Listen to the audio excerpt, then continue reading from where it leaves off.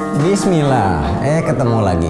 Sampai detik ini Samsung ya bisa dibilang masih jadi salah satu penguasa market smartphone di Indonesia.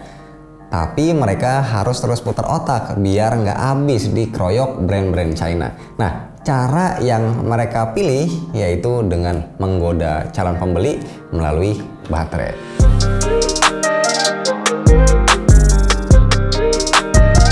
Sebenarnya bukan baru kali ini aja Samsung merilis smartphone dengan baterai besar ya. Mereka menjalankan strategi ini sudah sejak berbulan-bulan lalu, mulai dari baterai 4000, 5000, 6000 dan sekarang nyampe di kapasitas yang 7000 mAh. Harusnya kita udah cukup familiar ya mendengar nama Galaxy M62 karena materi promosinya ini udah banyak beredar di Instagram. Harganya di 6 juta, tapi biasanya kalau beli online itu suka lebih murah sih. Nah, box dari M62 sama sekali tidak mencerminkan kalau ini adalah smartphone dengan harga 5 juta ke atas. Samsung masih menggunakan bahan yang ramah lingkungan yang bisa didaur ulang dengan sangat mudah. Nah, di sekelilingnya juga tidak ada beberan spesifikasi mendetail.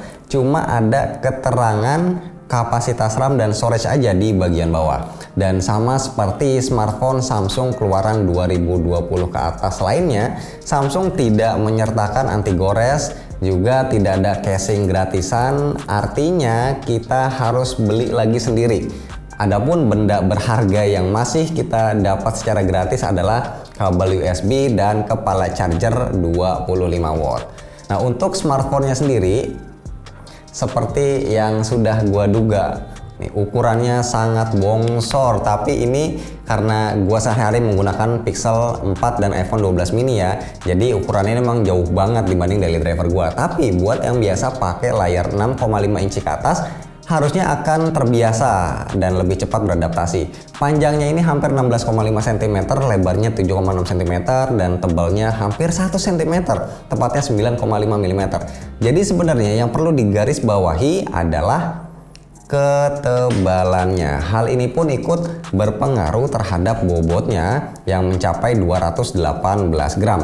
Padahal material bodinya terbuat dari plastik, framenya plastik, begitu juga dengan backdoornya. Tapi Samsung mengakali dengan memberikan pewarnaan gradasi. Nah, contohnya yang gua pegang ini berwarna hitam, bagian atasnya ini pekat, lalu semakin ke bawah semakin terang seperti warna silver. Belum lagi ditambahkan garis-garis vertikal yang akhirnya bisa membuat kita lupa kalau backdoornya ini terbuat dari plastik. Penempatan tombol fisiknya yaitu tombol power dan volume rasanya terlalu ke atas, tapi mungkin Samsung sudah memperhitungkan kalau smartphone ini pasti digunakan dengan dua tangan. Jadi kita tetap bisa menekan tombolnya dengan mudah menggunakan tangan kanan. Oh ya, tombol powernya juga sekaligus berfungsi sebagai sensor fingerprint. Lalu yang juga menarik yaitu masih disediakan lubang jack audio ada di bawah, slot kartu juga disediakan, microSD dedicated, tapi untuk speaker masih mono melalui grill yang terletak di bawah.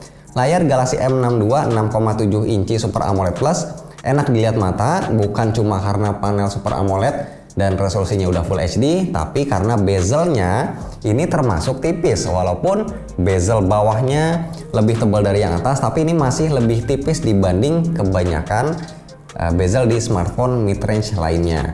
Dan untuk poninya sudah menggunakan model punch hole yang dimensinya lumayan besar, ada di tengah-tengah. Di dalamnya terdapat kamera 32 megapiksel yang bisa merekam up to 4K 30 fps. Satu yang bikin agak gregetan adalah refresh rate-nya yang masih 60 Hz.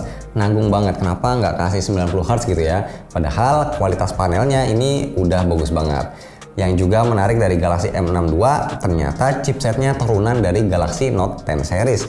Exynos 9825 dengan fabrikasi 7 nanometer. Walaupun memang keluaran 1,5 tahun lalu, tapi tetap hitungannya ini adalah chipset flagship.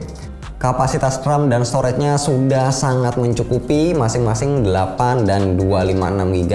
Tapi untuk baterainya ini baru luar biasa, 7000 mAh dengan daya 25 watt. Not bad ya, karena kita tahu sampai sekarang Samsung memang masih main aman untuk fast charging di 25 watt. Kemudian untuk kamera, dari desainnya mengambil style kotak persegi seperti yang ada di Galaxy A12, tidak lagi vertikal memanjang ke bawah ataupun persegi panjang ala S21 series. Tapi ini kembali ke selera kita masing-masing, lebih suka yang mana. Nah, setup yang disediakan juga lengkap. Kita dapat primary lens 64 megapiksel, lensa ultrawide 12 megapiksel, kemudian ada lensa makro 5 megapiksel dan depth 5 megapiksel. Memang tidak ada lensa zoom karena lebih untuk memantaskan aja ya sebenarnya. Karena kalau ada lensa zoom atau tele, maka jatuhnya lebih pantas jadi smartphone flagship sekalian ya, bukan mid range. Kamera depan dari Samsung Galaxy M62 ini bisa support sampai 4K 30 fps dan hebatnya dia bisa langsung rekam sekaligus switch ke kamera dan juga ke kamera ultrawide dan zoomnya 2 kali seperti ini.